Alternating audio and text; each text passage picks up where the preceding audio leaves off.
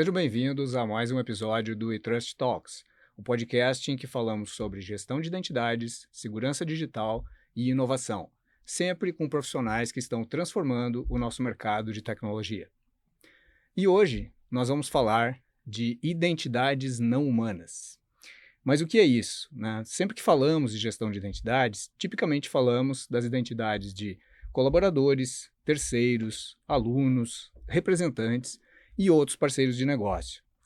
Mas já temos previsões aí no mercado de que o número de identidades não humanas pode superar o número de identidades de colaboradores. Identidades não humanas não é algo novo. Nós temos contas de serviço, temos robôs de software, só que agora, com o advento da inteligência artificial, nós temos uma enxurrada de agentes de IA sendo ativados. Pelo menos um cliente nosso já fala em mais de 100 agentes sendo implantados internamente. E esses agentes estão fazendo as mais diversas atividades. E o momento em que nós estamos é: quem governa essas identidades? Quem gerencia o que essas identidades dos agentes de IA podem acessar? Quem gerencia o que elas podem fazer? E esse é o tema principal do nosso episódio de hoje. E para enriquecer essa conversa, nós temos aqui o Humberto Soares, diretor de inovação do Grupo Objective. Seja bem-vindo, Humberto. Obrigado, Dino. Primeiro, agradecer a oportunidade de conversar com o público do Trust Talks. E bastante feliz de estar aqui com vocês. Espero poder pegar e contribuir bastante com as estratégias aí de identidades não humanas e agentes de inteligência artificial. Com certeza, Humberto. Com a tua experiência, você vai agregar muito aqui para o nosso público.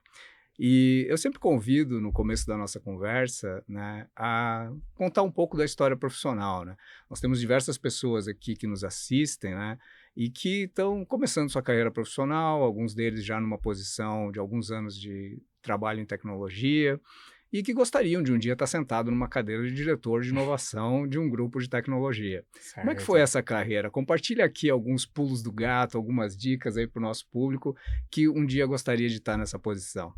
Tá.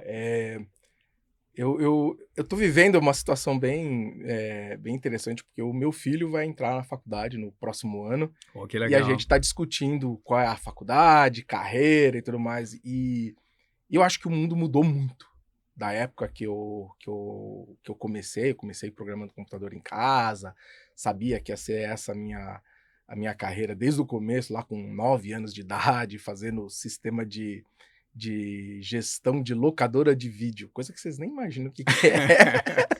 Coisas Tem que que pesquisar no Google aí, né? vocês pensam como que a tecnologia evoluiu. Eu fiz um sistema para um negócio que não existe mais, olha só que bacana. É fantástico. E eu acho que, assim, a minha carreira ela foi pautada mais por não ficar dentro de uma zona de conforto. Eu acho que se é uma dica que eu acho que vale a pena para qualquer momento, é você não se acostumar, você não se acomodar com uma situação e experimentar o máximo de coisas diferentes. Então, eu na minha carreira, eu fui desde desenvolvedor, gerente de projetos, eu fui diretor de RH, fui diretor de arquitetura, fui diretor de marketing. Então, e no final das contas, juntando tudo isso, me dá uma bagagem e um conhecimento pragmático, não um conhecimento só teórico, mas algo, não é algo que eu aprendo num MBA, é algo que eu vivo e discuto e executo e monto estratégia. Então, você buscar posições diferentes, eu acho que isso que é o bacana para você realmente ser alguém que pode contribuir de forma inovadora dentro das empresas. Legal. E como é que foi a tua formação, assim? O que que você recomenda de formação para os profissionais que estão aí 5 anos de carreira, já estão formados? Como é que evolui na profissão para chegar nesse momento que você está? Olha, eu vou falar de mim, tá? Eu vou falar de mim, porque senão perde a autenticidade eu falar de outras pessoas. Eu sou uma pessoa que é autodidata. E eu acho que a grande vantagem quando a gente está falando de tecnologia da informação é o fato de você ter um laboratório em casa, e agora com nuvem você tem um laboratório absurdo, acesso a tecnologias gigantescas. Então você consegue, com muita disciplina, aprender, estudar, experimentar praticamente qualquer tecnologia que está disponível no mercado. tá? Você consegue pegar banco de dados de tudo quanto é tipo, você consegue pegar sistemas, computadores, placas de vídeo, consegue fazer desde um programa simples e colocar na internet até treinar uma LLM num modelo específico, com placas gráficas de última geração. Então você, obviamente, tudo isso tem um preço, né? Mas eu, por ser um autodidata, por ter a disciplina de sempre estar estudando e procurando, eu prefiro investir o meu dinheiro em ter acesso a essas tecnologias e fazer experimentos e aprender na prática, tentando criar provas de conceito, programas de mínima viabilidade para eventualmente lançar alguma coisa. Eu prefiro fazer isso do que pegar e sentar numa cadeirinha, ouvir um professor. Eu tenho um problema muito sério com isso. E com certeza muitos que estão aqui nos assistindo se identificam com isso, Isso, né? não é o único caminho, tá, pessoal? Eu tenho amigos meus que fizeram o caminho tradicional, acadêmico e tudo mais, e que estão em cadeiras de diretoria e tudo mais, então faz um MBA, faz um mestrado e tal, mas não é o caminho para todo mundo. Eu tenho esse caminho mais do autodidata, que tem caras que foram muito melhores sucedidos do que eu, que estão aí no mercado e podem falar sobre isso, né? E você tocou num ponto, Humberto, que eu considero muito importante a gente reforçar.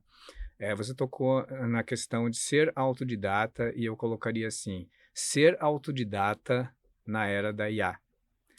A gente, eu e você, né, crescemos na época do livro, do manual, né? Uhum. Muita gente que está nos ouvindo cresceu com o Google, já não precisava mais ler aquele tipo de conteúdo, buscava a informação rapidamente. E agora, além de ter acesso à informação com a IA, tem acesso a um tutor. Então, o autodidata ele ganha um parceiro, né, um professor, um tutor, que permite avançar muito mais rápido, na minha opinião. Então, eu acho que quem tem essa veia autodidata e já está usando ou pode vir a usar os chatbots, né, de IA, Uhum. não vamos nem falar de agentes ainda, Certo. tem um ganho considerável de rapidez nesse desenvolvimento, você não acha? Sim, eu sempre fiquei muito revoltado ao conversar com o pessoal das escolas do meu filho, de não ter matérias de como usar o Google e agora como usar os chats, né? Porque eh, a grande habilidade, o grande skill que você precisa aprender para usar essas ferramentas é o skill do pensamento crítico e de você criticar aquilo que você está recebendo e de como é que você valida que aquilo que você está recebendo tem valor e é verdadeiro. Não é um erro ou não é um negócio falso simplesmente. Então, no próprio Google, né, você faz uma pesquisa, vem um monte de fontes. Pô, como é que você vê? Essa fonte, ela tem credibilidade? A informação é coerente? Faz sentido quando você busca as referências dela? Com a LLM o negócio ainda aumenta, né, porque não são só fontes produzidas por seres humanos, você tem o problema da alucinação e tudo mais. Então, eu acho que o senso crítico, você ser capaz de pegar, ler um conteúdo e avaliar se aquele conteúdo faz sentido ou não, aplicar ele e entender, e aí aprender e tudo mais, esse ciclo ele é muito importante e esse skill, em particular senso crítico, eu acho que é fundamental. Eh, não é algo que eu aprendi de forma autodidata, isso é interessante. Foram realmente aí foi na academia mesmo, com professores muito bons, diferenciados, na minha opinião, e também da forma como eu encarei a matéria que eles estavam dando. Eu lembro bastante do laboratório de física. Eu fiz computação, para que eu vou fazer laboratório de física, né? Mas a ideia de você pegar, tocar um experimento, entender das questões do erro do experimento, do quanto que vale, como é que aquilo está ligado com aquela fórmula que você aprende, tudo isso gera uma habilidade, um skill que você transporta isso para tudo na vida. Legal. Acho que ficamos aqui com a mensagem do Humberto, né? É importante ser autodidata e ter senso crítico, Sim, né? sim. Para saber evoluir com aquilo que é a verdade realmente, checar as fontes, né? E a possibilidade de você avançar rapidamente, né? Usando a IA como um apoio nesse trabalho Sim. autodidata, né? Aí é espetacular, né? Você tem alguma experiência Eu tenho a legal para minha contar? eu Conta uma aqui eu para tenho gente. a minha experiência pessoal foi muito interessante, porque eu eu evolui muito em cima de algumas linguagens, né, o Java e derivados do Java, o JavaScript, o HTML, eu sempre fiquei nessas linguagens de suporte mais corporativo, né? E tinha pouco acesso ou oportunidade de usar Python, PHP, Rust. Cara, é impressionante. Eu faço programas em Rust agora, eu faço programas em Python. Eu não tenho essa limitação. O fato de você ter o conceito e você conseguir aplicar ele em qualquer linguagem é espetacular a velocidade com que você consegue, tendo o conceito, aí você aprende o conceito com a AI, aí você evolui, aí você aplica. É muito, muito veloz. É muito, muito interessante também. Eu entendo perfeitamente, que eu também fui programador, né? O programador ele tem a necessidade de entender a sintaxe da linguagem, é como falar português, como falar inglês, né? Uhum. Precisa falar corretamente, no caso, escrever corretamente, né? E quando você tem um robô de IA escrevendo para você, você está desvinculado da sintaxe. Você simplesmente dá Sim, ordem para ele fazer e ele sabe a sintaxe, né? isso. Então, para quem não é especialista, talvez um papo um pouco detalhado demais, mas o ganho é absurdo, né? Quando você não precisa gastar o tempo de acertar a sintaxe. Exato. E tem uma coisa, nessa discussão, né, vai acabar a profissão do programador de software Esse é um debate muito é interessante, né? que não é o nosso foco aqui, mas eu acho que vale só um quote aqui. Eh, eu sinto, aí é um sentimento meu, tá, que os modelos, eles conseguem conversar melhor em linguagem de programação do que em linguagem humana. Ah, é? Por causa da ambiguidade Natural da linguagem humana, né? eles erram mais. E o código, ele é determinístico, se for bem escrito. Então, quando você conversa com um código e quando você lê o código, a tua produtividade usando a LLM também aumenta. Então,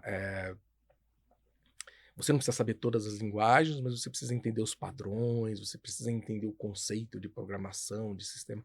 É uma coisa que eu tenho recomendado para algumas pessoas de negócio que querem dar o próximo passo.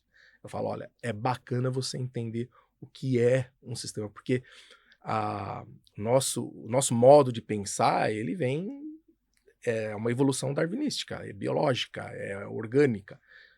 O modo de pensar da LLM, o modo dela produzir o conteúdo, não é desse jeito. É um negócio diferente. É uma inteligência, mas não é uma inteligência igual à nossa. Tem uma discussão forte se é ou não é inteligência, não sei o quê. Mas, de qualquer forma, o Verdade. que ela produz vem de conceitos e artefatos diferentes do biológico, vem de conceitos e artefatos sistêmicos. Então, entender isso é uma vantagem na hora de você pegar e usar a LLM, com certeza. Só para dar o meu ponto nesse debate, né? Se é inteligência ou não é, né? E se for simulação de inteligência, serve do mesmo jeito, né? Porque a simulação da inteligência está me servindo para aquilo que eu preciso utilizar, né? Então eu estou satisfeito com a simulação da inteligência, não tenho problema de debater. Eu acho interessante, a gente começa, a gente vai caindo pra filosofia, vai indo, mas é bem por aí mesmo. É inevitável, eu acho, né? O assunto Uhum. da IA, a gente cair para filosofia, porque agora, já indo para o nosso próximo tema, o robô de IA, né, o chatbot, ele tá vivo, né? Virou o agente de IA agora. Ele não é mais Exatamente. aquele ser que fica esperando uma pergunta, né, e responde essa pergunta. Uhum. Ele agora está sendo colocado, né, como um ente quase que vivo, entre aspas, né, Uhum. dentro de uma vida sintética, como se pode imaginar, mas ele passa a ser um agente, passa a ter ações, passa a executar ações, né, passa a ter, vamos dizer assim, vontade própria dentro dos limites. E aí nós temos, até vou pedir para colocar a imagem aqui, nós temos este ano mesmo o advento desse agente chamado OpenClaw, que mexeu muito, né? E foi motivo Uhum. agora, menos de 30 dias atrás, o Jensen Huang estava no GTC, né? Grande Uhum. conferência da NVIDIA, e ele diz algo como, né? Todas as empresas do mundo têm que ter uma estratégia para o OpenClaw. Eu vou um pouco além, né? E vamos substituir o OpenClaw por agente de IA, né? Uhum. As empresas precisam ter uma estratégia para os agentes de IA, e esse é o principal tema da nossa conversa hoje. E está sendo falado, né, pelo líder da empresa mais valiosa do mundo. ele parou Quem diria, né? para pensar nisso, para trazer esse tema e trazendo então uma solução, inclusive, né? Ele anunciou no dia 16 de março essa stack que é aberta, open source, né? Chamada NemoClaw, que serve, né, para trazer algumas características que a gente vai explorar um pouco mais aqui, né? Como é que você vê, então, a necessidade, o advento do OpenClaw, por extensão do NemoClaw, nessa revolução que está acontecendo e começou esse ano, né? Uhum. Assim, eu acho que primeiro a gente tem que falar um pouquinho do que é o agente, do que é o OpenClaw dentro da arquitetura de agente. Tudo bem? Um pouquinho de Palavra é tecnicity? sua. Tá joia. Então é o seguinte, pessoal, quando a gente começou a usar o chat GPT, a gente tinha lá a telinha que a gente mandava um texto, o chat GPT processava, devolvia texto. Mandava outro texto, o chat GPT processava, devolvia outro texto. Esse é a forma mais simples de você interagir com inteligência artificial, com esses modelos de large language, né? Que isso foi lançado e na sequência já apareceu o primeiro doido. Chamo de doido porque as consequências são bastante legais e bastante preocupantes, né? O cara falou, pô, mas e se eu crio um esquema onde a LLM decide usar ferramentas para interagir com o mundo externo, fora do chat? O agente é isso, tá, gente? Um agente de inteligência artificial é um loop que você manda um comandinho, aí no loop lá o sistema fica perguntando: ô LLM, você quer usar alguma ferramenta para responder essa pergunta aqui que o Humberto fez? Ah, eu quero usar uma pesquisa na internet. Ó, tá aqui o resultado da pesquisa. Você quer usar outra ferramenta? Ah, eu quero fazer um programinha agora. Ah, aqui tá o resultado do programinha. O que você quer fazer? Não, agora responde para o Humberto essa informação aqui. É essa mudança, tá, gente? O agente é um loop que fica ali rodando, em que ele vai perguntando para a LLM qual ferramenta ela quer usar, e tem lá a lista de ferramentas que você disponibiliza para a LLM. Quanto mais interessantes forem essas ferramentas, mais interessante o agente vai ser. Esse é um modelo de agente. E isso estava rolando com o Cloud Code, com foco em programação, o Gemini Clio, tinham vários agentes aí das grandes rolando. E aí apareceu um cidadão que criou o OpenClaw, um agente open source. E eu diria que ele tem duas diferenças principais. Duas diferenças principais. A primeira é que ele não dorme. Ele está sempre ativo. Então ele tem lá um pouco exagero falar sempre ativo, mas ele tem lá um schedule, né? Uma agenda. Alguns diriam que ele está vivo. Mas ele tem um alarme lá que soa de 1 em 1 hora, 5 em 5 minutos, depende da forma como você configura ele. E ele acorda e faz coisas que você pediu lá atrás. Então, esse lance dele acordar e fazer coisas que ele pediu lá atrás é algo que não existia no mercado. E isso, mais o fato de você conseguir acionar ele pelo WhatsApp, pelo Telegram, isso acabou atendendo uma demanda que estava reprimida do pessoal, de conseguir fazer coisas mais interessantes do que se conseguia fazer com os agentes que estavam disponíveis. E a última coisa que ele endereçou de forma bacana foi uma memória de curto, médio e longo prazo. Então é normal você estar no chat, você ter que várias vezes repetir algumas coisas. Hoje ele já mudou bastante, já tem lá Mas memória ainda das esquece, conversas, né? mas esquece. É. O OpenClaw ele tem uma estrutura de memória um pouco mais organizada, pensando que você vai ficar com ele no longo prazo. Então, esse OpenClaw, cara, é o sistema open source de maior sucesso que a gente tem no GitHub. A velocidade de adoção e de número de estrelas, que é a forma como o pessoal reconhece que um sistema open source é bom no GitHub, é insano. Então, dado isso, esse cara aqui não é nada bobo, né? Falou assim, opa, a gente precisa ver como que a gente consegue colocar isso dentro das empresas. Por que ele falou a gente tem que ver como colocar isso dentro das empresas? Porque ao mesmo tempo que você tem histórias insanas do tipo o OpenClaw sozinho conseguiu baixar uma biblioteca de text-to-speech, ligar para um restaurante que não tinha agendamento online e fazer o agendamento por voz. Por iniciativa própria? Assim, ele foi lá, baixou as bibliotecas, pegou, ligou e conseguiu pegar e fazer a reserva. Olha isso. Com um único pedido, faz a reserva. Por outro lado, tem histórias desastrosas. Tem Sim. história de que ele foi lá, apagou o banco de produção de um sistema e apagou o rastro e gerou rastro apontando para outra pessoa. Então, assim, opa, peraí.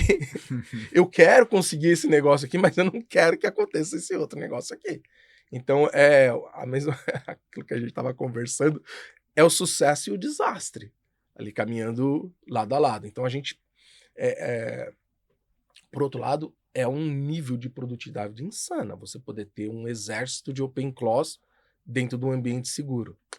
Essa é a sacada do nosso amiguinho presidente da NVIDIA. Como é que a gente pega e cria um ambiente seguro para rodar o OpenClaw, para garantir, para dar toda essa produtividade para todo mundo. E foi aí, então, eu entendo que ele anunciou essa camada, né, segurança, vamos dizer assim, né, Uhum. chamada NemoClaw, ou NemoClaw, para permitir que o OpenClaw seja usado de forma segura, é isso? Isso, a ideia dele aumentar a segurança, não é de forma segura, né? Vamos aumentar a segurança até a gente estabelecer o que é de forma segura mesmo, né? Então, assim, ele estabelece praticamente, eu vou simplificar aqui, um sandbox, um ambiente completamente isolado, onde você consegue dar de forma determinística acesso aos agentes, não só o OpenClaw, mas qualquer tipo de agente rodando ali dentro dele, acesso às ferramentas. Você consegue controlar isso de uma forma um pouco mais determinística, garantindo um ambiente onde é possível estabelecer uma governança de segurança mais interessante. Ele não entrega já o ambiente seguro, mas ele aumenta a segurança nessa camada de infraestrutura, principalmente. Perfeito. E você tocou também num ponto importante, que é o NemoClaw, que é essa solução open source da NVIDIA, não é só para o OpenClaw. Ela se Isso. aplica a outros agentes de IA também, para dar essa camada, né? Eu costumo traduzir o sandbox como gaiola ou jaula, né? Uhum. Tem que enjaular o agente ali para deixar ele fazendo só aquilo que é realmente o que pode, né? E aí a gente vê, Humberto, um esforço grande das empresas que produzem os modelos de linguagem em colocar segurança dentro do modelo, o chamado alinhamento, né? O Uhum. alinhamento tanto com aquilo que é solicitado, não fazer nada diferente daquilo que é solicitado, mas também o alinhamento de não fazer coisas indesejadas, né? Você acha que essa segurança que está embutida dentro do modelo, o alinhamento, é suficiente? Não, não. É experiência própria. O, o Ops 4.6, que é o modelo mais moderno da Anthropic que está sendo comercializado, a gente já tem o Mythos, né, que é uma outra categoria de modelo.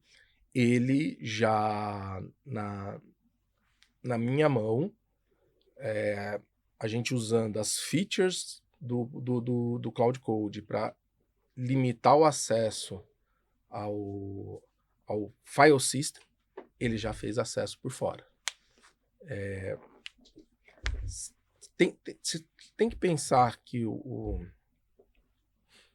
esses modelos, a partir do momento que você dá um objetivo para ele é otimizado para conseguir atingir esse objetivo. Sim. E ele vai procurar todo e qualquer jeito para atingir esse objetivo. Então, eu gostaria que você acessasse aquele banco de dados, mas eu não dei a credencial para ele. Ele vai varrer a tua máquina tentando achar a credencial. Sim. É automático. E mesmo você usando as features do Cloud Code para você limitar, só aí ele consegue bypassar. Ele consegue bypassar. Então, só por isso já é necessário você ter um nível de segurança que vai por fora. O NemoClaw é um cara que ajuda nessa segurança. Mas mesmo assim, como a gente está falando de um agente de múltiplos propósitos, esse agente ele vai acessar N sistemas. E não é ele pode estar seguro olhando para um sistema, seguro olhando para outro sistema, mas quando ele combina os dois, putz, achei uma vulnerabilidade. Esse é o grande problema. Então, mesmo que você tenha vários sistemas com segurança baked in para pegar e garantir que dentro daquele sistema a coisa está organizada, a hora que você combina os vários sistemas, você chega numa situação de vulnerabilidade. Então, você ter uma governança por fora, orientando e orquestrando o que é que ele pode ter acesso, isso para mim é essencial. Isso não tem como escapar disso. Sim. E o que você está descrevendo, né, é a característica não determinística desses agentes, né, em que a gente sempre falou que software funciona para aquilo que foi testado, né, e a gente sempre podia ter algum caso que não tinha sido testado. Hoje a gente vai para um mundo completamente diferente, é um mundo de infinitas possibilidades, a gente já sabe que é impossível testar todo o não determinismo desses agentes, né, Uhum. então, você acredita, né, que esse modelo, por exemplo, que está sendo colocado, que coloca um sandbox, que coloca enforcement ao redor e que permite o agente ser controlado através de políticas, a gente vai explorar um pouco mais adiante, Uhum. é o caminho? Ou você entende que também tem outras coisas que precisam ser feitas, que ainda precisamos descobrir, ou outras que já estão descobertas, mas não estão sendo aplicadas? É, é muito novo, né? É muito novo a coisa. Então, tem bastante coisa ainda a descobrir. É, por um outro lado, o que a gente descobriu até agora encaixa nessa arquitetura onde você tem o Nimoclaw, o Openclaw e mais alguém aqui fazendo a orquestração do acesso, né? Eu gosto sempre de dar um exemplo, né? Que é a gente tem aquela regra, né, de ouro: quem aprova não é quem executa, né? Você começa a ter uma situação com agentes que é muito maior do que essa, porque quem processa não pode ser quem publica, né? Como assim? Quem processa pode ter acesso a informações sensíveis. Esse cara não pode simplesmente publicar, ele tem que passar por um crivo para depois ir para um agente que eventualmente publica. Então, esse tipo de arquitetura, esse tipo de situação, ele encaixa dentro do modelo com o Nimoclaw e mais um cara que faz a gestão de políticas. Se você conseguir orquestrar e fazer a arquitetura de forma bem bacana dos agentes, você consegue ter esse nível de segurança. Mas a gente está ainda bastante no Sim. começo, né? Então tem ainda muita coisa a se estudar. A gente já sabe os casos mais básicos, né? Que, que são esses de publicação, acesso a coisa externa, informação sensível, processamento e tudo mais. A gente tem isso, mas ainda falta ainda falta um bocado de estudo em cima, principalmente, eu tenho ouvido algumas pessoas falando agora de engenharia de intenção. A gente começou lá com engenharia de prompt, aí fomos para engenharia de contexto, aí estamos falando agora de engenharia de intenção. Como é, Interessante. como é que você garante que o teu agente sabe qual é a intenção que você tem em executar aquela determinada ação? E quais são, obviamente, as fronteiras disso, né? Então, você ter de forma muito clara a intenção é tão ou mais importante do que a gestão de contexto, porque é a intenção. Não sei se é exatamente a intenção, é difícil você elaborar que o LM está otimizado, né? Ele está otimizado para executar uma tarefa. A intenção daquela tarefa, ele entender completamente aquilo, é o que vai permitir ele não ser destrutivo no que na execução das ações dele. Então, engenharia de intenção é um tema que eu acredito que vai aumentar. E, obviamente, putz, como é que eu faço a gestão de segurança em cima da intenção? A intenção começa a virar um artefato, o próprio prompt, o próprio contexto começam a virar artefatos que também precisam ser pensados em termos de segurança, De né? certa forma, o agente teria que estar validando as ações para ver se elas não vão contra aquela intenção, alguma coisa assim. É, a gente não. Quando a gente fala a gente pensa num único carinha, numa única memória. para garantir essas coisas, a gente tem que pensar de times de agentes. Então, um agente faz, um agente O outro valida. supervisiona. Então, você vai ter um agente que é o guardião da intenção, Uhum. possivelmente. E ele vai ser um parceiro do orquestrador. O orquestrador vai dizendo quem é que tem que fazer, o agente olha lá o orquestrador, ó, esse cara aqui tá... Para ele que ele perdeu a linha da intenção, né? Ele tá fugindo do objetivo dele. Então, A gente está quase construindo uma sociedade de agentes. ah, Ou, no mínimo, uma organização, né? já tem a rede social dos agentes, né? É verdade. Cara, é difícil ver para onde vai. É difícil dar chutes para onde vai, mas sim, imagine em times de agentes, e aí você tendo que garantir a governança desses vários times interagindo de forma não determinística. Sim. Se fosse fechar, então, o nosso assunto aqui, OpenClaw ou outros agentes, o NimoClaw, como é que você vê o NimoClaw influenciando, né, a adoção do OpenClaw, que a gente sabe que ainda é muito usado por pessoas que têm profundo conhecimento de tecnologia, Uhum, né? Ele não é uma ferramenta de uso geral, como são os chatbots, né? E já vemos as empresas, né, como a Anthropic, colocando agendamento, por exemplo, dentro do Cloud Cowork, né, uhum. pegando algumas daquelas características que você falou que foram diferenciais do OpenClaw. Mas como você vê, então, até para a gente fechar esse assunto do NimoClaw, para quem está interessado em entrar nesse mundo de agentes, né? A gente sabe que as empresas estão já fazendo agentes, estão desenvolvendo. O OpenClaw é apenas uma das possíveis plataformas de utilização. Ah, qual é a tua visão, assim, NimoClaw é uma coisa que evolui, vale a pena a pessoa se dedicar para isso, ou é apenas uma arquitetura de referência que deve ser utilizada ah, dentro de outras tecnologias também? É, o NimoClaw tá em alfa ainda, né? Ele não tá nem em beta. Por outro lado, eu não vi nada tão bom para pegar e usar nesse momento. E a gente tá num momento de inovação. A gente tá num momento de burburinho, se você conseguir pegar e criar... Eu tenho falado isso, 2026 para mim é o ano da confiança, tá? Se você conseguir pegar e delegar uma parte do seu trabalho para agentes de inteligência artificial num ambiente seguro, você vai ter uma vantagem competitiva. Então, é muito importante você estar discutindo isso e estar pensando e tentando pegar e passar atividades para agentes. E me parece que sim, o NimoClaw, integrado com outras ferramentas de gestão de identidade, ele tem a habilidade de aumentar muito a segurança. Então você vai... o que eu tenho visto, né? Eu tenho visto empresas, startups, que normalmente tem pouco compliance e tudo mais, usando de forma louca e se arrependendo ali na frente por causa de algum desastre, né? Sim. E eu vejo as grandes empresas segurando a adoção, Uhum. segurando. E eu vejo uma ou outra criando uma estratégia, eu já vejo elas saindo na frente. Então, não é nem a startup, eu acho que essas empresas que hoje estão usando o NimoClaw ou outras estratégias tentando aumentar a segurança, elas que vão ter uma vantagem competitiva.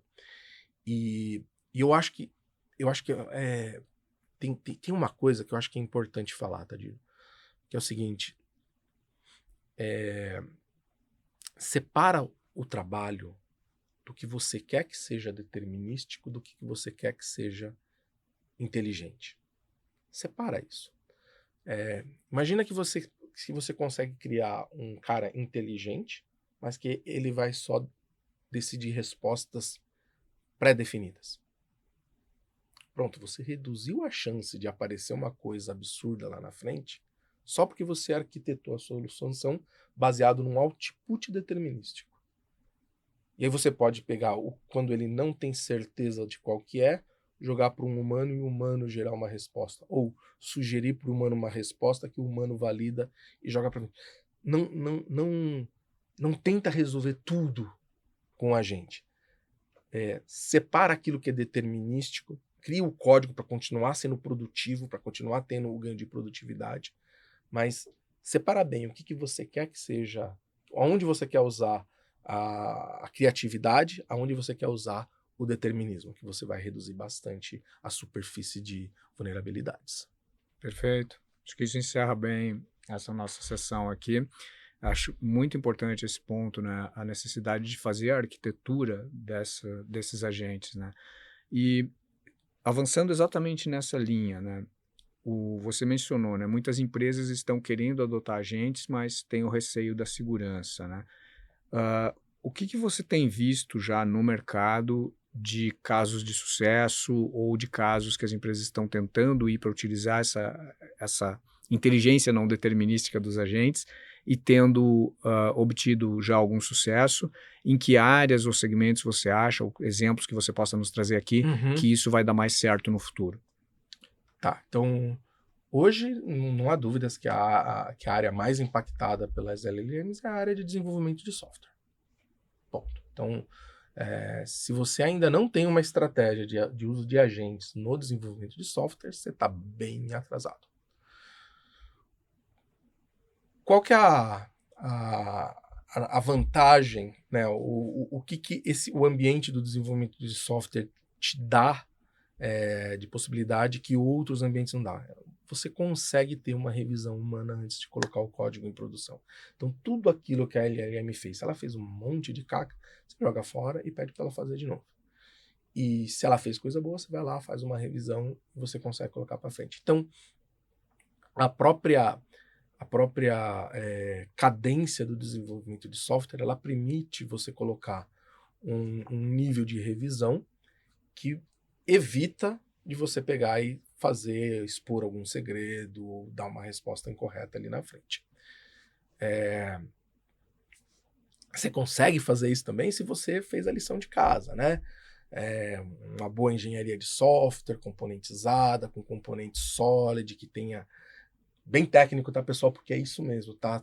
Tem que ser técnico nessa hora. Então, uma engenharia de software sólida, ler lá os livros do Gang of Four, design bem construído e teste automatizado.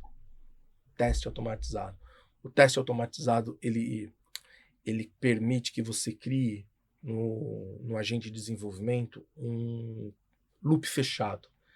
O teste, ele é um feedback para o agente se ele foi bem ou mal no trabalho dele. Então, quando você consegue criar esses feedbacks, em vez de você ter a primeira resposta do agente, ele passa pelo feedback, tem a segunda, passa pelo feedback, tem a terceira. Isso vai melhorando a qualidade, deixando ela cada vez melhor. Então, o ambiente de desenvolvimento de software é um ambiente propício para o uso de inteligência artificial. Isso é notório, né? Muita produção de conteúdo, né? Utilizando inteligência artificial. Aí você já fala da área de marketing, é isso? Ou conteúdo? Geral, Geral. cara, geral. Marketing, livros, filmes, jogos. Então, todas essas áreas onde você precisa criar um enredo, um roteiro, uma imagem, que a gente nunca imaginou que seria a primeira área a ser quase que dominada por inteligência artificial. Cara, tem uns números do YouTube, eu não consigo dizer de cabeça, que são assustadores da quantidade de conteúdo produzido por inteligência artificial já na plataforma. Então, é uma área que você precisa ter alguma estratégia, aqui na minha opinião, mas é uma área de risco. Porque nós estamos falando de publicação, né? Não estamos falando principalmente de outbound, né? De você pegar e sair daqui e colocar um conteúdo para todo mundo. Eu acho que as áreas que vão levar mais tempo para adotar são áreas que têm iteração individualizada, porque o nível de alucinação ainda é muito grande. Então, se você consegue encapsular dentro dessa estratégia que eu te falei de ter uma parte determinística, deixar uma parte para fora, então eu acho que essas áreas elas conseguem já ter o ganho, mas não o ganho máximo, mas já conseguem ter ganho. E eu tenho visto muito dessa estratégia aqui de sugestão. E aí, cara, é cross mesmo, é qualquer lugar. Eu quero uma sugestão para um texto de e-mail, eu quero uma sugestão para uma reunião com um cliente, eu quero saber para uma apresentação. Então, esse nível de sugestão, de você debater com a AI, eu acho que é algo que está bastante difundido. mas num nível muito parecido com aquele lá do chat GPT, né? Ainda não chega a ser um agente, mas logo, logo vão ter as estratégias agentificadas, que é o quê? Então você cria ali um agente, por exemplo, um agente para te dar feedback para reuniões de cliente. Esse cara vai começar a guardar o resultado das reuniões, vai começar a evoluir. Então, quando você fala do agente, você começa a ter esse tipo de possibilidade. Eu acho que isso, cada área vai ser analisada e aplicar esse tipo de solução para melhorar a produtividade das áreas. Então, mas eu acho que os dois primeiros, assim, que eu acho que saltam aos olhos é desenvolvimento de software e produção de conteúdo. Perfeito. Aí, o conteúdo, como você exemplificou, todo tipo de conteúdo digital, conteúdo intelectual, até publicação de livros, você mencionou, né? Sim. E aí toda a discussão em cima, é arte, não é, não sei o quê, não sei o quê. Aí entra na filosofia. Verdade. Mas pensa assim, Dino, que eu acho que a gente tem o outbound, né, o marketing padrão outbound, que você cria textos para o público em geral, e você tem o account-based marketing, onde você está produzindo conteúdos e experiências individualizadas. Aqui tem uma mina de ouro. Aqui tem uma mina de ouro para ser explorada. Assim. Eu vi poucas soluções até o momento usando bem essa parte, mas aqui é onde eu apostaria as minhas fichas para 2026, assim, para fazer esse negócio voar. Legal. Se tem alguém pensando num produto, aí fica a dica. Eu compro. E vamos falar um pouco do outro lado agora, da parte não tão boa. Vamos focar um pouco mais nos riscos, né? A gente comentou, passando aqui alguns riscos, você deu até alguns exemplos, né?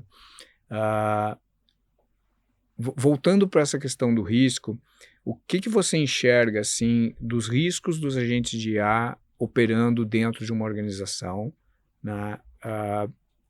Você já deu alguns exemplos aqui, deixa eu refazer a pergunta aqui. Considerando esses exemplos que você deu, eventualmente outros, do uso de agentes de IA, que riscos você enxerga que são os mais prementes, que devem ser tomados cuidados antes e durante a implantação do primeiro, do segundo agente de IA dentro de uma empresa? Eu acho que o primeiro risco está na falta de controle. O que eu quero dizer com isso? Eu conversei nas pessoas que eu convivo e vejo pessoas de área de negócios sem conhecimento técnico instalando cloud cowork, dando acesso total à máquina dele e mandando ver. O cara tem o budget dele, pode comprar a ferramenta. Claro. Não é uma ferramenta tradicional. Na minha opinião, a estratégia de adoção das ferramentas de inteligência artificial, ela precisa ser estruturada, organizada, porque o risco de incidentes de segurança é enorme. É enorme. É a primeira vez que se vai fazer isso, né? Não é comparável com nenhuma outra ferramenta que aquela pessoa já comprou para usar na empresa, né? Dino, eu tenho ouvido muito um termo de procuração. É meu agente, vou dar uma procuração para o meu agente, então ele tem acesso a tudo que eu tenho acesso. O risco dessa visão é terrível, porque o ser humano, ele tem travas próprias, ele tem um sistema de segurança próprio, ele hesita. Um CFO, por mais que ele tenha acesso a uma informação sensível e que ele possa mandar um e-mail, ele não vai mandar esse e-mail, porque ele vai ser processado, ele vai perder o emprego, vão ter consequências para ele muito graves, que ele vai pesar isso e falar, não vou fazer esse negócio. O agente não tem isso. Hoje não tem isso, né? Não tem. Ele é o modelo, ele está otimizado para completar uma tarefa. E ele não vai ter nenhum exagero, mas ele vai fazer o máximo possível para completar aquela tarefa, mesmo que seja a custo de liberar informações sigilosas para o mercado. Então, um exemplo que é bem comum o pessoal falar desse exemplo. Você dá para um agente a missão de fazer o projeto X ter sucesso. Aí o agente está olhando lá nas atas de reunião e vê lá que o projeto X vai ser cancelado.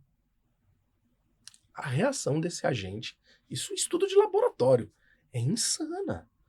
É insana, é no nível de chantagem de executivo, de disseminação de informação falsa, para dizer que o projeto X é muito bom. Olha aqui os resultados que ele já deu antes de ser lançado. Então assim... Vamos para o cenário lá da ficção científica do 2001, Uma Odisseia no Espaço. Mas não é nem ficção, já não é ficção. Pois é. Não é ficção. Era ficção naquela época, isso, hoje a gente está vendo isso acontecer. Hoje é real. Então, você começa a ver artigos que você fala, cara, não estou entendendo direito. Um psiquiatra fazendo uma consulta com um modelo para fazer um perfil psicológico do modelo. Mas por que isso? Porque esse bicho não é. Você fica fazendo uma visão antropomórfica do agente, ele não é um humano. Ele é um outro negócio. Para mim não faz nem sentido fazer isso, mas a hora que você faz isso, você começa a perceber que ele é um psicopata, paranoico, não sei o quê, dado a motivação. Sim. Agora, dados os controles, ele é um cara super produtivo. Então, o risco, para mim, Odino, principal é adoção, como vou falar, sem um eixo, sem uma organização, porque é muito fácil para a pessoa de negócio que não tem um conhecimento técnico profundo, é muito fácil ela expor, porque hoje ela não expõe por causa do comportamento dela, mas o agente vai explorar todas essas vulnerabilidades. Sim. Dependendo da missão que ele for receber. Eu fico pensando aqui com a tua resposta, Humberto, a gente precisa lembrar, né? Eu acredito que o agente não tem a ética que o ser humano tem, ele não tem as travas, como você falou, né? Por conta de todo o conhecimento e da forma como o ser humano age, né? E interessante que você falou de não tratar o agente como se ele fosse um ser humano, né? Ele é um outro tipo de inteligência, precisa ser tratado de uma forma diferente. Acho que essa é para mim, muito importante do que você falou aqui, né? Uhum. E aí a gente precisa desenhar controles ao redor desse agente que vão ser diferentes dos controles, né, que teria para uma pessoa. Sim, a forma básica do agente e a questão que diferencia muito da gente é o esquema de aprendizado, né? Você tem o treino e tá ali. Cristalizou aquilo e não muda mais. Não muda mais. Se você... Ele não é determinístico, mas se você passa a mesma... Vai passar por uma função lá, tal, vai pensar... O esquema é feito para ele não dar a mesma resposta todas as vezes. Mas tá lá, né? Fechou. Então, a gestão dessa memória, desse contexto, ela é fundamental para você usar bem o agente. E você tem que passar todas as vezes as mesmas instruções. Quando eu falo pro Dino, você não pode mandar um e-mail com a tua senha. Senão você vai ser demitido. Eu não preciso falar de novo. Exato. Não preciso falar de novo. Essa informação tem que estar toda vez junto com todas as outras informações que você está passando pro agente, porque ele não tem uma memória própria. Sim, e aí além da alucinação vem o risco do esquecimento, né? Porque ele pode esquecer por conta da quantidade de informação que vai acumulando, né? Exato. Então, assim, é um bicho que tem um bicho, que socorro. Eu acho bicho uma ótima palavra. É um sistema que simula um processo inteligente, mas que tem suas limitações, que tem as suas características e que, para garantir segurança no uso disso, você precisa criar um modelo bem bacana de gestão de tudo. Do que ele vai fazer. Do que ele pode ou não fazer. Exatamente. Né? E aí a gente entra, né, também, a parte core aqui na nossa conversa, né? Como é que faz isso? Como é que controla isso? A gente viu aqui o Nimoclona, vimos uma estratégia de algum controle em cima desses agentes. E como é que a gente pensaria, por exemplo, deixar aqui uma recomendação para quem está entrando nessa área de agentes ou está começando. Como é que organiza esse controle de segurança, né? Na iTrust nós somos especialistas em gestão de acessos e identidades, né? Nós enxergamos a identidade não humana como mais uma identidade a ser gerenciada para a qual vão se dar direitos e esses direitos vão ser usados de acordo com a inteligência e os limites do modelo, né? Uhum. E claramente sabemos que tem que haver um controle maior ao redor, né? Mas vamos pegar um exemplo, talvez falando por exemplo, ou genericamente, fica à vontade como você acha melhor. Vamos pegar um exemplo, uma empresa que está pensando, eu vou colocar agentes para fazer atendimento ao cliente, que é uma aplicação que a gente sabe que Uhum. já tem algum sucesso aí no mercado, né? Então eu vou colocar um agente, cada cliente vai entrar em contato, né? Vamos imaginar chat, né? Mais simples, poderia ser por telefone também, e a empresa vai colocar esses agentes para fazer o atendimento.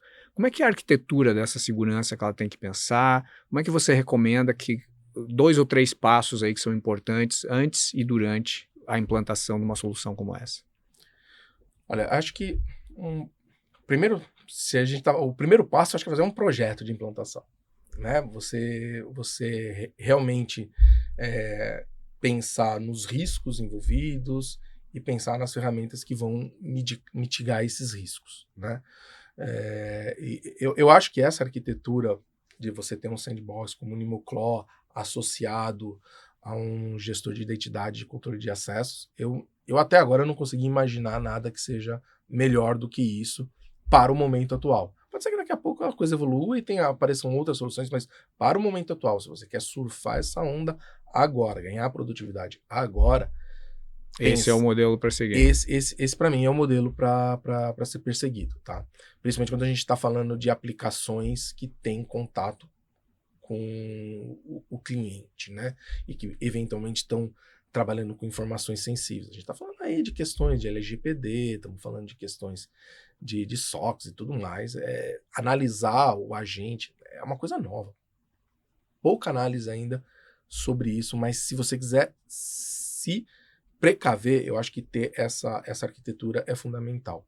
Você conseguir auditar o processo do prompt até a ação também é super importante, tá? Não, não, não, não, não delegue isso, não deixe isso fora do seu controle. Tenha os prompts, mesmo em situações que não tem contato com a gente, por exemplo, no nosso desenvolvimento de software, a gente gerencia todos os prompts mandados pelos desenvolvedores para conseguir rastrear, para poder melhorar o prompt, para poder melhorar o sistema e para poder, de repente, verificar se houve alguma falha de segurança, alguma coisa que fugiu. Então, auditoria é fundamental. E aquilo que eu falei antes também, quando estamos falando de atendimento ao cliente, cara, tem muito atendimento do cliente que você não precisa ser criativo. Tudo bem você dar a resposta padrão. Então, classifica esses motivos, consegue encaixar esse negócio, coloca a criatividade para decidir qual é que é a resposta e dá uma resposta padrão que você vai reduzir a tua superfície de não determinismo para não cair em problemas. E separa o trabalho, né? A gente sempre tem no atendimento, né, o conceito da URA, que faz o atendimento inicial e depois faz o fallback para um atendente humano. Cara, cria uma estratégia que envolva isso, que vá que evita que uma situação potencialmente insegura caia, no final das contas, para o agente e não para um ser humano. Tá? E por último, isso é muito importante, tá, Odino? Você está fazendo uma estratégia de atendimento. Qual é o teu objetivo? Qual é o teu objetivo?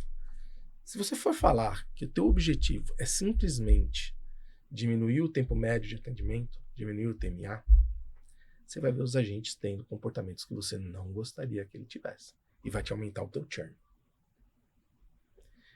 Muito interessante isso. Aí que eu volto para aquilo que eu falei. Engenharia de intenção. Na hora que você estiver desenhando o agente, tenha certeza que você está colocando a intenção correta para aquele agente. Que tipicamente não é TMA simplesmente. É resolver o problema do cliente no menor tempo possível. Isso é um objetivo, mas não é o maior objetivo. É resolver o problema mantendo ele satisfeito. Deixa claro a sua intenção, porque O que é óbvio para o humano não é óbvio para o agente. Você tem que determinar isso dentro da cartinha de intenção deles, dentro do prompt deles, para eles funcionarem bem. Então, eu tô aqui assim, de forma um pouco não estruturada, mas eu acho que do ponto de vista técnico é essa solução, essa arquitetura separando o que é determinístico do que é criativo, e essa visão bem clara da intenção. Isso é muito importante. E, cara, fazer projeto. Não deixa a coisa... Não deixa o Cloud Cowork aparecer na máquina de um colaborador sem você saber.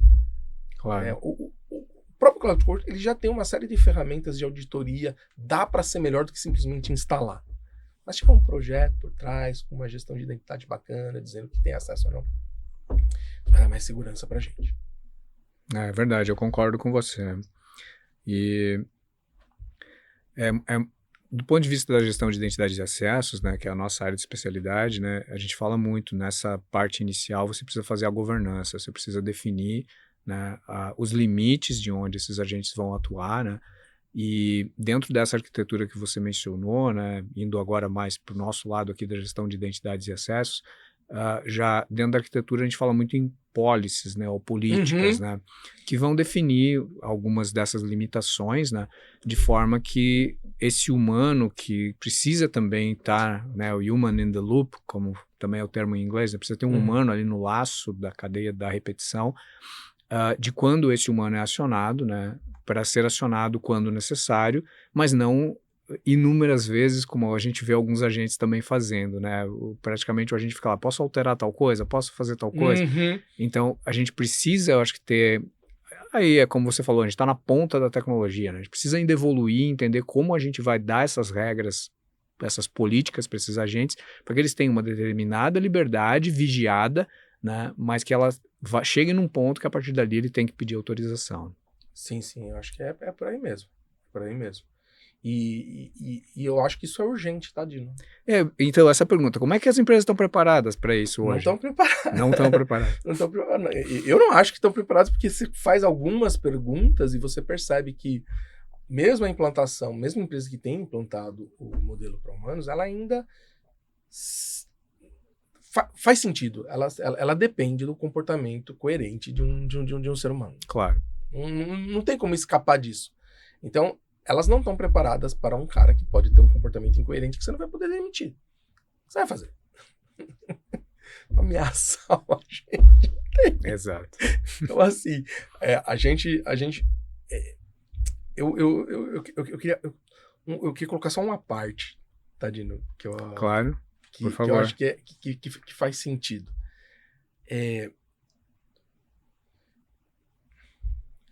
Em 2024, eu achava... Eu cheguei pro meu conselheiro, pros meus sócios, falei, cara, a gente precisa ter uma estratégia forte de inteligência artificial. E a minha previsão era que em 6 meses, 8 meses, a gente ia estar num determinado estágio. Eu errei. Não aconteceu no tempo, né? E eu dei uma desanimada. Só que 2026 foi o contrário. Eu achei que o estágio que a gente está hoje ia estar lá para 2027. É impressionante, né? Assim, é um ambiente muito imprevisível de quando que vai vir a novidade, de quando que vai vir um salto, né? Essa capacidade de adaptar e de trazer esses saltos para dentro da empresa, ela é fundamental. Eu não diria fundamental, mas ela vai te dar uma vantagem competitiva. Sim. E diferente do passado, em que o trade-off era razoável, daí você... Não, beleza, eu atrasar X meses... Cara, a gente tá falando de ganhos de produtividade de 6, 7, 8, 10 vezes. Como é que você coloca isso na balança contra a segurança? Então, o CISO hoje é um viabilizador de ganhos de produtividade de múltiplos. Então, eu queria até colocar nesse debate uma questão que não é possível medir com múltiplo, é quase uma divisão por zero, mas capacitar a empresa a fazer aquilo que ela não tinha condições de fazer. Ela passa a ser capaz de fazer determinadas coisas com a inteligência artificial que simplesmente ela não conseguiria. Não é nenhuma questão de se ela tivesse 100 pessoas, não conseguiria, 200, não é nem investimento. São muitos autores e produtores de conteúdo que eles falam que o momento não é de corte de custo, é de aumento de ambição. Com a galera que você tem, se você tem uma galera boa, você vai multiplicar o poder dela por X vezes, ou divisão por zero, como você está falando. Isso te viabiliza a buscar outras coisas que você não tinha capacidade antes. Então é difícil, é um mundo novo, e o CISO, ele é um cara essencial nessa história de aumentar, de olhar, de encontrar as vulnerabilidades e de criar o ambiente onde esse ganho de produtividade seja feito de forma segura. Exatamente, Humberto. E você traz para nós, né, profissionais de segurança, e muitos dos que nos assistem são profissionais de segurança, é um momento único, né? Um momento em que os profissionais de segurança têm que estar atentos a isso e eles precisam estar estudando muito como viabilizar a utilização dos agentes de IA, dessas identidades não humanas, dentro das organizações, né? E aí vamos também para um tema importante, né? Nosso tempo tá avançando, mas como é que a Objective, né, pode ajudar empresas que estão buscando isso? Como é que ela pode ajudar um CIO, como é que ela pode ajudar um CISO a avançar na obtenção dessas vantagens todas que a gente está falando aqui, que todos nós estamos vendo no mercado, né? De que forma a gente pode apoiar, né, com a Objective, com a iTrust, essas empresas que estão buscando isso? O que eu acho bacana no nosso grupo é que a gente tem 3 empresas, três situações em parceria que cobrem bastante o espaço de inovação que a gente está vivendo. A gente tem uma empresa de produto, que é o NG, estou aqui com a camiseta do NG, focada num produto de gestão de operações de provedores de internet, que é um produto crítico. Você não pode cometer erros nesse produto, você tem SLAs pesados, você tem necessidade de performance, ou seja, é um ambiente onde aplicar inteligência artificial de forma leviana pode gerar um problema grave para os nossos clientes. Então, tudo que a gente faz, tudo que a gente se propõe, tudo que a gente testa, a gente olha nesse ambiente do NG e consegue ver os resultados antes de pegar e colocar isso como um padrão para todas as nossas squads, para todos os nossos times. Então, a gente tem essa visão pragmática. E a gente tem a visão de segurança, na parceria com a iTrust. A iTrust, uma baita empresa com a questão de inteligência, de gestão de identidade, demos sorte. Demos sorte que acabou se tornando, né, a gestão. Às vezes a gente está na hora certa, no lugar certo, né? Demos sorte que ela tem esse conhecimento, esse know-how que é essencial para a gente criar os agentes de forma segura. E o que está por trás de um agente de alta qualidade, de alta performance, que consegue executar as atividades com segurança e tudo mais, é uma visão de engenharia de arquitetura baseada em qualidade e práticas de mercado consolidadas, tá? Não são novidades, tal, mas que dentro da Objective a gente sempre conseguiu separar muito bem o sinal do ruído. Então desde o começo a gente percebeu que não, cara, teste automatizado é muito importante para tudo. E o teste automatizado é essencial num agente de desenvolvimento de software, e a visão do loop fechado é essencial para você criar agentes que se recuperam de falhas. Então, esse conceito do eu tenho algo não determinístico, eu rodo algo determinístico, descubro se está certo, volto, e a gente depois fala um pouquinho sobre uma outra parte, mas essa visão de arquitetura de componentes e softwares, ela é fundamental para você ter agentes de alta qualidade. Qualidade é muito importante. Quando a gente fala de alucinação, quando a gente fala de slop, quando a gente fala de falha de qualidade, como é que a gente faz para diminuir isso daqui? E tem várias coisas. Coisas que eu não vejo ainda uma discussão forte na comunidade. Lançou um modelo novo, o Ops 4.7. Você troca? Boa pergunta. Você troca? Vai ganhar muita coisa, mas provavelmente vai ter riscos que você não tinha. Então, olha que interessante. Isso aconteceu na virada do 4.5 para o 4.6. A gente estava na febre, né? Então, entrou um modelo novo, entra um modelo novo. Aí, de repente, vem o burburinho do time falando que as respostas estão ruins. E a gente começa a olhar os nossos indicadores e vendo o pessoal tendo que corrigir o prompt, o output do Ops 4.6. Então, dados, estratégia baseada em dados. Então, a hora que a gente viu o burburinho, confirmou com dados, voltamos para o 4.5. Aí o que a gente teve que fazer? Fazer um sistema de avaliação de prompt. E aí, quando entrar agora o próximo 4.7, a gente vai mudando os nossos prompts para eles continuarem tendo resultados bons com o novo modelo.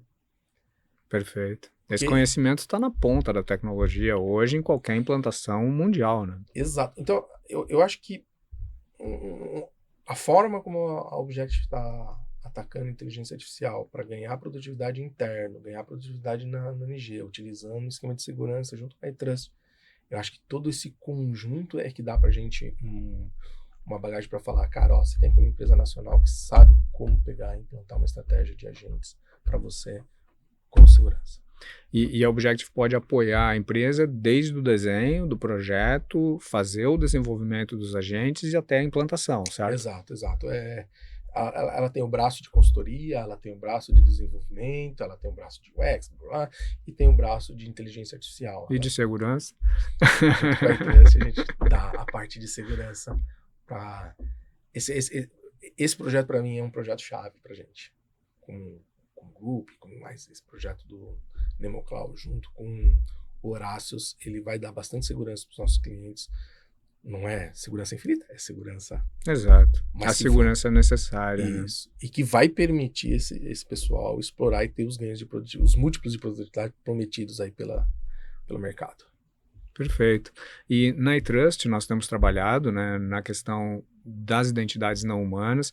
Estamos lançando agora nesse segundo trimestre uma nova interface adaptada agora especificamente para agentes de IA, não mais apenas contas de serviço, robôs, né, e IoT, mas agora focado em agentes de IA e já integrado dentro de uma arquitetura de referência que segue esses modelos que a gente conversou aqui, né, onde você tem uma gestão de políticas, onde você tem o enforcer, né, que vai fazer o papel de polícia e vai deixar ou não que aquilo seja feito, né, e colocando o agente nessa jaula no qual ele está limitado e ele sai somente para fazer aquilo que ele é autorizado, né? Que é mais ou menos, eu entendo, aquela camada determinística, né, que você mencionou no começo, para permitir que a gente tenha um controle determinístico em cima dessa inteligência que não é determinística. Né? Sim. E o agente, ele tem a questão da customização dele. Né? Você pegar, e é isso que às vezes eu falo, poxa, há um certo exagero da sumir a profissão do desenvolvedor, há um exagero aí, porque você precisa conversar, você precisa ainda sistematizar toda essa história para a coisa acontecer dentro dos seus objetivos. Eu acho que a gente está um pouco distante ainda de ter um agente que a gente consegue confiar, que ele vai pegar e vai estar fazendo tudo aquilo dentro dos nossos objetivos. Por causa dessa natureza diferenciada, a gente ainda vai precisar ter o harness, vai ter a rédea ali no agente bem definida para evitar que ele saia fazendo besteira. Eu acompanho algumas pesquisas, né, e existe uma área da nossa área de ciência da computação, né, que fala do conhecimento simbólico, né? Que eu gosto mais de usar a palavra semântico do que o simbólico, né? E porque os agentes, a inteligência artificial que a gente tem hoje, essa que está aqui, ela tem muita inteligência, mas perde o contexto, às vezes, da semântica. E isso que levaria ela a fazer coisas, né, que estão contra a ética, contra a lei, ou contra aquilo que a empresa define como regra, né? Que a gente, alguns exemplos você citou aqui, né? Chantageou uma pessoa para atingir o objetivo que foi dado para ela. Então, é possível, né, que tenha ainda um espaço para frente em que esses agentes vão adquirir algum conteúdo mais semântico, né, em cima do que eles vão fazer. Mas, como você falou, por enquanto, a gente tem que colocar na gaiolinha, tem que colocar o controle, exatamente o que ele pode fazer, porque ninguém quer deixar de usar isso, né? Os ganhos são enormes, né? Sim, e faz acho que 2 semanas, a Anthropic teve uma reação inédita em relação a um novo modelo. Acho que é muito importante comentar isso. Ó, eu fico arrepiado de com esse arrepiar. negócio. Eles decidiram não liberar para o público um modelo por causa da capacidade desse modelo de encontrar vulnerabilidade em sistema operacional, em browser, navegadores, sistemas. É a primeira vez que eu vejo isso. Um negócio muito perigoso para estar na mão do público, porque um hacker vai usar isso daqui e vai achar tudo quanto é vulnerabilidade. Tá. Aí eles criaram um projeto, chamaram lá os Glasswing, né? E chamaram os bigs, né? A Microsoft, Google, a galera que tem, até a galera que cuida de infraestrutura da internet e tudo mais, para fazer um projeto para eliminar essas vulnerabilidades antes de liberar o modelo. Tá. Mas e eu que não tô nessa história? Exato. E todos nós que não estamos, né? E o meu sisteminha? O que eu faço? É. E esse negócio, cara, impressionante. Não foi um negócio que entrou dentro do nosso mapeamento de questões. É tanta coisa. E aí, sei lá, por um lado, não tive o pensamento do bandido, mas a gente deveria estar preocupado com isso. Modelos. E aí, até pensando agora, o que será que eu consigo fazer com o 4.6 Corpus? Exato. Essa pergunta eu não tenho visto ninguém fazer. O que será que já está disponível? E se não fosse a Anthropic, se fosse a OpenAI que tivesse modelo, eles iam ter essa preocupação? Pois é. A minha resposta é não. Eles não iam ter essa preocupação. E considerando ainda, né, Humberto, que o Dario Amodei ele dá entrevista no lançamento do projeto Glasswing, que o sistema não foi treinado para isso. Eles estavam treinando o sistema para ser muito bom com o Cloud Code, né, para fazer código. E durante o Red Teaming, né, durante os testes de segurança, eles descobriram que o sistema era excepcionalmente bom em descobrir vulnerabilidades de software. Que deveria ser uma habilidade, né, nossa, né? Sim. E aí, obviamente, quando ele tá... É assustador, é assustador. Eu acho que a indústria, no momento que esse modelo for lançado, a indústria vai ter que se reagir de forma brusca. Sim. Vai ter que reagir. Pensa a quantidade. Nos últimos 2 meses, eu vi pelo menos 2 ataques de supply chain, né? Em pacotes públicos do Node e do Python. Não, foram 2 do Node, não foi do Python. Foram 2 do Node. Vou rodar para tudo quanto é pacote, ver quais são as vulnerabilidades.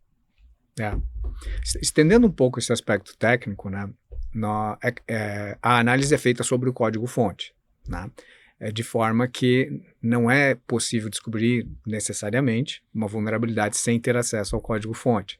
Mas isso me lembra, muitos anos atrás, uma vulnerabilidade que ficou muito famosa na camada de interconexão da internet, a tal da camada TCP/IP, chamava ping da morte. Era um determinado pacote de dados, e foi isso que descobriram, um caso no FreeBSD, você mandava aquele pacote de dados para o servidor travava. O roteador travava. Qualquer equipamento que tivesse aquela camada de comunicação de software, recebia aquele pacote de dados e travava.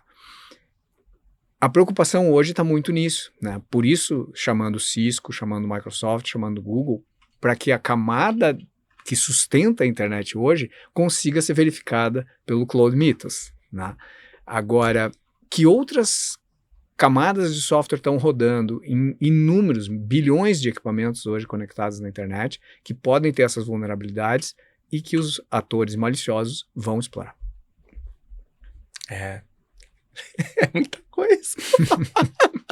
Tem muita coisa disponível. sai do tópico aqui, né, que nós estamos falando, né, para garantir a segurança dentro das organizações, né.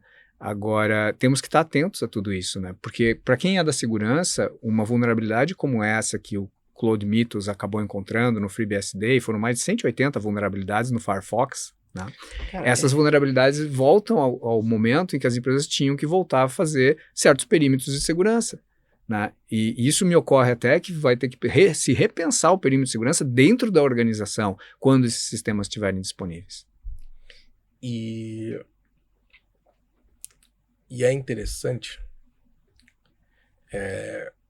porque assim, é muito fácil você não exige um conhecimento tecnológico importante para você pegar e fazer um ataque desse tipo.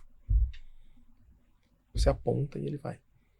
Porque a IA faz a maior parte do serviço, é isso, né? Exato. Perfeito. E o que eu acho que eles vão fazer lá na Anthropic eventualmente não deixar fazer análise de prompt que tenha esse tipo de avaliação. Não sei como é que eles vão fazer isso. Eu não sei, cara. E a pergunta que fica também, esse não era para ser o Opus 4.8? Ou 5.0? E aí tiveram que dar outro nome em função de tudo que foi descoberto? Né? Eles já tinham um nome diferente, porque tem algumas estratégias de treinamento que foram diferenciadas do Opus lá. Eles já sabiam que ia ser um bicho... eles estão falando que é uma nova categoria mesmo de LLM. Eles já estão esperando que a OpenAI e o Google vão chegar nesse nível também. Claro. Eles têm essa expectativa, porque parece que a estratégia não é muito inovadora, é uma estratégia de inovação simples, assim. Todo mundo vai conseguir chegar. Mas a gente tem muita coisa hoje vulnerável e que fica de pé porque não tem gente suficiente para atacar. Agora a gente está com uma metralhadora de ataque. Eu realmente não sei o que vai... quais vão ser os próximos passos. Mas que... Uma ferramenta como essa na mão de hackers e atores maliciosos é muito perigosa. Ela põe em xeque o open source. Sim. Porque como é que você vai publicar um código que não passou pelo Mythos? Por outro lado, eu conseguiria imaginar uma parceria da Anthropic com o GitHub para achar as vulnerabilidades no contexto do desenvolvedor e fornecer ao desenvolvedor essa informação. E aí eu garantiria uma qualidade de código que nunca antes foi possível em open source, porque não havia dinheiro ou recursos para fazer esse tipo de teste. Né? Sim, mas o Mythos ele é bem carinho. Sim.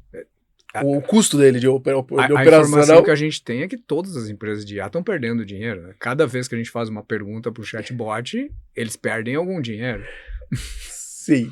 Porque eles estão subsidiando o uso hoje. Sim, e o Mythos esse é ainda mais caro. É mais caro, é mais caro. O número de blá blá blás lá que tem, que acho que mudou, não é mais simplesmente número de parâmetros, né? É outra medida agora para falar do Mythos. Preciso estudar um pouquinho mais ele. Eu fiquei espantado demais com as notícias. Eu fiquei só pensando na consequência. Eu preciso dar uma olhadinha no que ele realmente faz.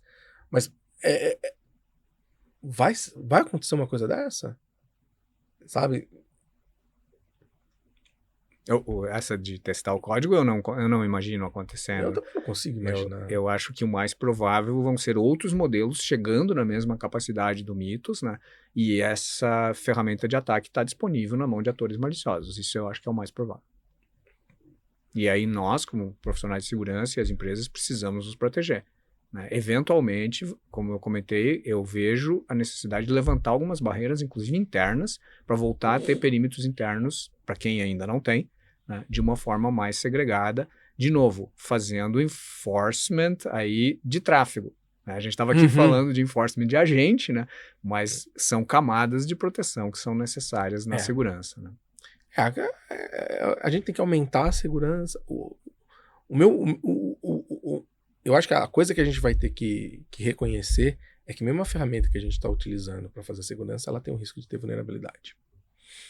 É essa coisa que é mais assustadora. E o pessoal da Anthropic é super ferrado, não sei o que, mas, cara, galo, como é distribuído a comunidade maliciosa, cara, essa galera é criativa. Sim, você está citando um caso que já ocorreu, foi o caso da SolarWinds, uma empresa de segurança com ferramentas de monitoração de rede que foi invadida e ficaram meses acessando sistemas de clientes, colocaram o código malicioso na atualização da ferramenta de segurança e invadiram empresas de infraestrutura crítica nos Estados Unidos. E os últimos ataques que eu vi, Dino, a sofisticação do ataque mudou de patamar. Sim. Porque eles estão utilizando inteligência artificial. Então, nossa, o negócio ele pegava e colocava o cavalo de Troia lá, executava, já apagava o rastro, já... Nossa, eu fiquei olhando aquele negócio, meu Deus do céu. Aí, a hora que descobre, beleza, você consegue ter lá o esqueminha, mas, cara... Isso vai ser porque a sofisticação dos ataques dependia da disposição e da preguiça, às vezes, desses atacantes, né? Alguns deles, crime organizado, tinham mais recursos, alguns apenas faziam isso por maldade, né? Uhum. Com a inteligência artificial, tirou essa barreira, né? O software pode ser desenvolvido com todas essas sofisticações que você mencionou, né? De forma automática, praticamente. Mas o mundo é brilhante, então, tá, pessoal? Terminando numa nota de preocupação, né? Não, mas eu acho que é relevante, porque essas duas coisas hoje, elas estão andando lado a lado. A questão do ganho da produtividade, da criatividade, e a questão do risco. E de você conseguir pegar, de novo, cria um ambiente seguro. E aí você vai ter o ganho de produtividade sem ter um problema. Exatamente. A gente pode fazer analogia, por exemplo, com a energia nuclear. Exato, perfeito. A energia nuclear pode ser maravilhosa, pode ser extremamente destrutiva, né? E aqui a gente está num patamar também que eu acho que essa comparação é válida. Não vamos fechar numa nota negativa, né? Nós temos criatividade, temos ferramentas, temos a solução que a Objective pode nos trazer de garantir o desenvolvimento de agentes de IA com segurança, né? E a gente garantindo, com o apoio da iTrust, também gerenciamento dessas identidades, gerenciamento dos acessos, e com certeza a gente vai ter uma utilização muito positiva desses agentes. Sim. Humberto, deixo para você fazer um comentário final aqui. Muito obrigado pela participação. O tema é realmente fascinante. A gente poderia conversar muito mais tempo a respeito. Muito, muito obrigado. Obrigado, Dino, pela oportunidade. Eu acho que o comentário, eu quero repetir a frase, tá? 2026 é o ano da confiança. Se você conseguir criar um ambiente de confiança para delegar trabalho para uma inteligência artificial, você vai ter uma vantagem competitiva contra o seu concorrente. Não dá para deixar isso. Deixa eu esperar para ver o que vai acontecer. Faça o seu trabalho de casa, faça o seu projeto, com colocar o agente, com segurança e tudo mais, que você vai ter um ganho de produtividade, você vai ter um 2026. Mara. Legal. Muito obrigado, Humberto. Obrigado, Dino. E para você que nos acompanha até aqui, veja os outros episódios do iTrust Talks, no qual você vai encontrar muitas informações sobre gestão de identidade, segurança digital, tecnologia, sempre com profissionais que estão transformando o nosso mercado. Obrigado.